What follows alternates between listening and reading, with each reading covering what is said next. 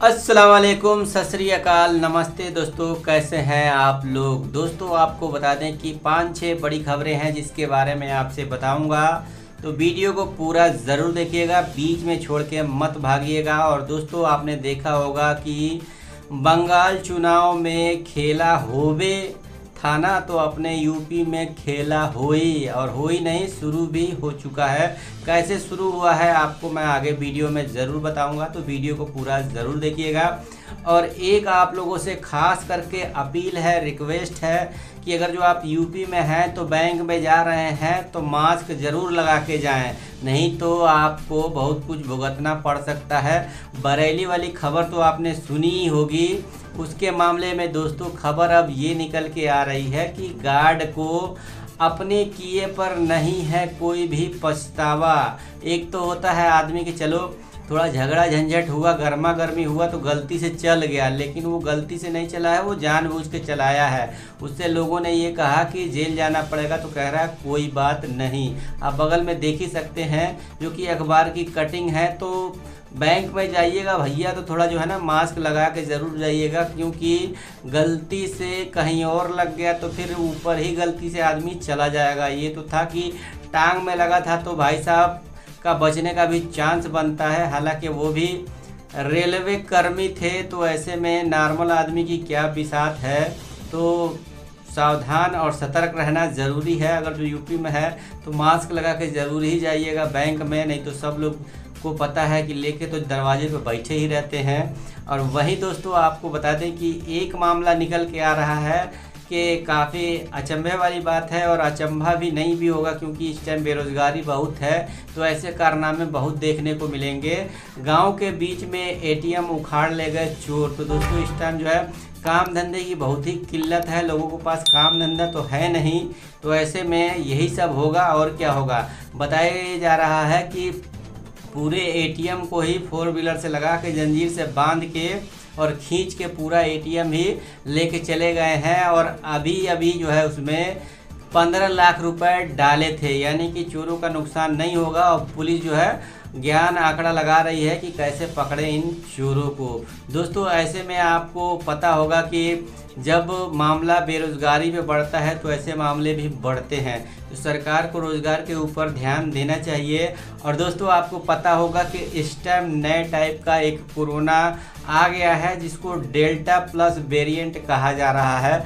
ऐसे में भारत के स्वास्थ्य मंत्रालय ने 8 राज्यों को चिट्ठी लिखी है। मेरे तो ये समझ में नहीं आता है कि चिट्ठी क्यों लिख रहे हैं इतने तरक्की भरे ज़माने में। तो फिलहाल जो है चिट्ठी लिखी है और एक्शन में आने को कहा गया है। लेकिन दोस्तों मेरे हिसाब से उन प्रदेशों में थोड़ी सी ढिलाई तो ज़रूर होगी, क्योंकि जहाँ पे चुनाव होने वाले हैं अगले साल के शुरुआत में, तो कुछ ऐसे प्रदेश हैं जहाँ पे चुनाव होने वाले हैं, वहाँ पे थोड़ा सा एक्शन कम दिख सकता है। इसके बारे में आप लोगों का क्या राय है कमेंट करके ज़रूर बताइएगा। और जैसा कि आपने देखा ही था बंगाल में कि जब दूसरी लहर आ रही थी तो कितने एक्शन में थे लोग। और वहीं दोस्तों आपको बता दें कि जिला पंचायत चुनाव तो बीत गया, जो कि मेन कोरोना के बीच में ही निकला है, आपको भी पता होगा। लेकिन दोस्तों जैसा भी हो वो तो निकल गया, लेकिन जिला पंचायत चुनाव के बाद भी एक और चुनाव होता है, जिला पंचायत अध्यक्ष, यानी कि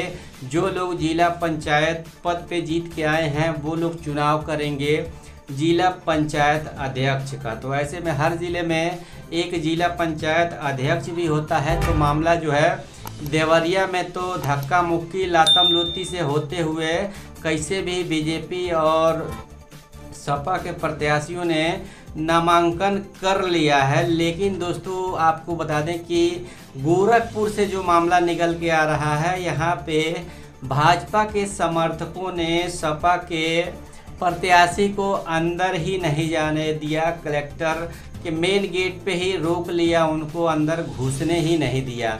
तो ऐसे में आपको बता दें कि जब अंदर घुसेंगे नहीं, नामांकन नहीं होगा तो लड़ाई कैसे होगी, चुनाव कैसे होगा।